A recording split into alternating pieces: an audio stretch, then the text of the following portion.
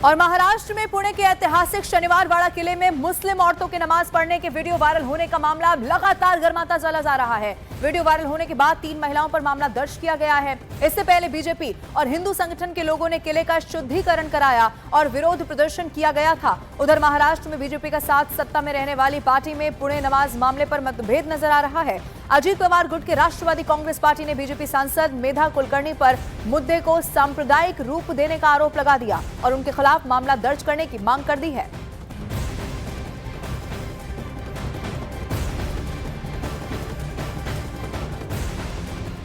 तो महाराष्ट्र के शनिवार वाड़ा किले में कुछ महिलाओं के नमाज पढ़ने पर भारतीय जनता पार्टी और हिंदू संगठन के कार्यकर्ताओं ने जबरदस्त तरीके से बवाल काटा। बीजेपी की राज्यसभा सांसद है मेधा कुलकर्णी, जिन्होंने रविवार को हिंदू संगठनों के कार्यकर्ताओं के साथ पुणे के इस ऐतिहासिक शनिवार वाड़ा में मार्च किया और इस जगह का शुद्धिकरण किया जहां मुस्लिम महिलाओं ने नमाज पढ़ी थी। इस दौरान हिंदू संगठनों ने वहां गौमूत्र को छिड़का और शिव वंदना भी की गई। पुणे में मौजूद शनिवार वाड़ा को 1736 में पेशवाओं ने बनवाया था। इसे पेशवा शक्ति के केंद्र और पुणे के इतिहास और संस्कृति के प्रतीक के रूप में प्रतिष्ठित दर्जा प्राप्त है। इस किले में मुस्लिम औरतों के नमाज पढ़ने की वीडियो वायरल होने के बाद से जबरदस्त बवाल मचा हुआ है। उसी की 3 तस्वीरें इस वक्त आप न्यूज 18 इंडिया पर देख रहे हैं। नमाज का वो वीडियो भी जरा आप देख लीजिए। कुछ महिलाएं आपको नजर आएंगी जिन्होंने नमाज पढ़ी।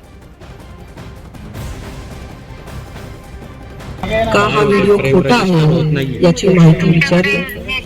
हा व्हिडिओ खरा आहे आणि इथंच जिथे आता आपण उभे आहोत याच ठिकाणी तो घडलेला आहे।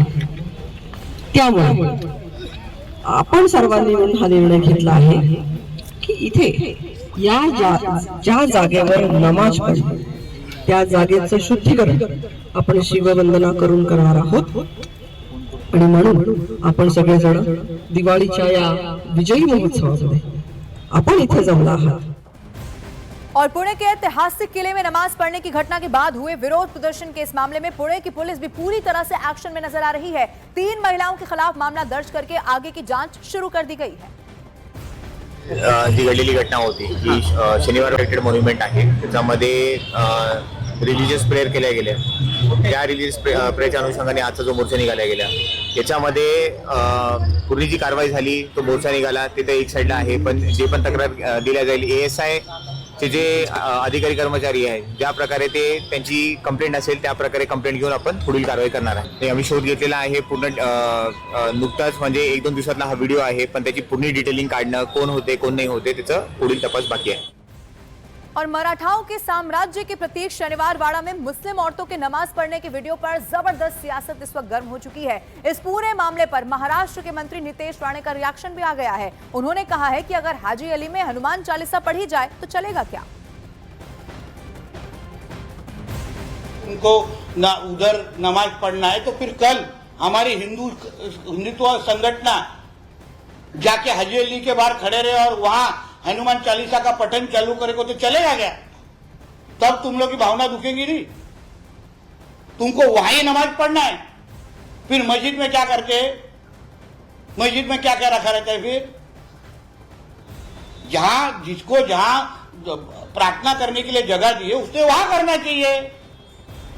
फिर अगर हमारे हिंदुत्व कार्यकर्ताओं ने जाके वहां अगर आवाज उठाया ना तो सही किया है ना, वरना कल फिर हाजी अली के बाद अगर जोरदार हनुमान चालीसा बोली जाएगी, हमारी महाआरती की जाएगी तो फिर कोई आवाज नहीं निकलनी चाहिए। और इसी नमाज विवाद के बाद जगह साफ करने पर समाजवादी पार्टी के नेता हैं अबू आजमी, उनका भी बयान अब सामने आ चुका है। उन्होंने कहा है कि बीजेपी सांसद अल्लाह से डरें, इबादत का अपमान करना निंदनीय है। अल्लाह से डर, अल्लाह का कहर पड़ेगा ना तो पता नहीं चलेगा कहां चले गए। एक आदमी पूजा कर रहा है, नमाज पढ़ रहा है, उसके साथ इस तरह की बदतमीजी जो हो रही बीजेपी की ना, मैं समझता हूँ ये बर्दाश्त करने के काबिल नहीं है। अरे फोर्ट हो या मंदिर हो या मस्जिद हो या फुटपाथ हो या ट्रेन हो या प्लेन हो, कहीं भी वक्त नमाज का फिक्स रहता है। ऐसा नहीं कि कभी भी हम नमाज पढ़ने, नमाज का फिक्स वक्त रहता है। जब नमाज टाइम होता उस वक्त उसे नमाज पढ़ने का पूरा अधिकार है, कहीं पढ़ सकता है, किसी को डिस्टर्ब नहीं करता। थोड़ी सी जगह में आदमी सजदा करता है, आपको तो खुश होना चाहिए। आदमी जो इसी जमीन पे, जिस जमीन में पैदा उसी जमीन पर मत्था टेकता है। और इस पूरे मामले में अब कांग्रेस की प्रतिक्रिया भी सामने आ गई है। कांग्रेस नेता उदित राज ने कहा है कि अगर आज मुसलमानों का पूरा देश में अपमान हो रहा है तो उसमें कुछ हद तक के लोग एआईएमआईएम वाले भी जिम्मेदार हैं। तो जिम्मेदार तो यही लोग हैं। अगर आज मुसलमान कम्युनिटी का पूरे देश के अंदर अपमान हो रहा, उनके साथ में दुर्व्यवहार हो रहा, भेदभाव हो रहा है, लिंचिंग होती है, फर्जी मुकदमे में फंसाया जाता है, तो कुछ हद तक ये लोग भी जिम्मेदार हैं। ये एजेंट बने हुए हैं लोग, तो कुछ लोग एजेंट बने हुए हैं, तो ये कैसे आलोचना कर सकते।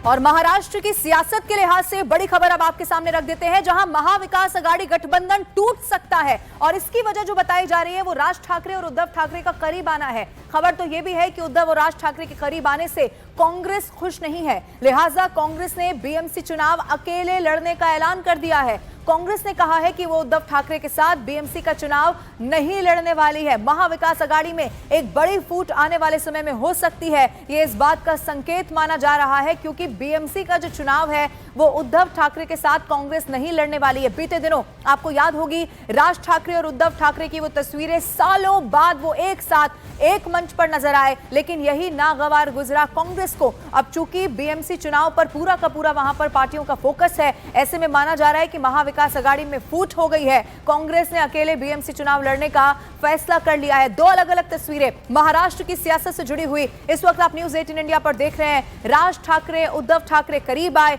एक मंच उन्होंने साझा किया। हालांकि राजनीति में जबरदस्त चर्चा इस बात की हुई कि आने वाला भविष्य दोनों का साथ मिलकर क्या होने वाला है। दोनों की तरफ से प्रतिक्रियाएं भी दी गई। हालांकि उन्होंने जरूर कहा कि भाषा के मुद्दे पर हम एक साथ आए, लेकिन बीएमसी चुनाव अब कांग्रेस अकेले लड़ने वाली है।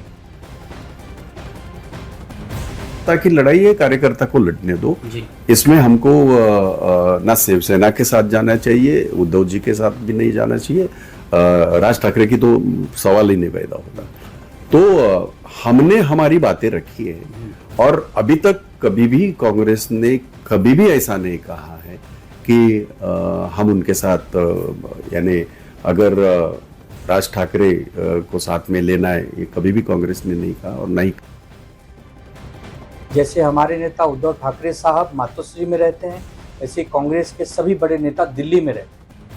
महानगर पालिका में किसके साथ युति करनी है, किसके साथ गठबंधन करना है, यह ना तो हमारा अधिकार है ना भाई जगताप जी का है। यह राहुल गांधी जी, मल्लिकार्जुन खड़गे जी, उद्धव ठाकरे जी, आदित्य ठाकरे जी का अधिकार है। अगर भाई जगताप को लगता है कि वो अकेले चुनाव में जाने में सक्षम है, तो हमारा नाम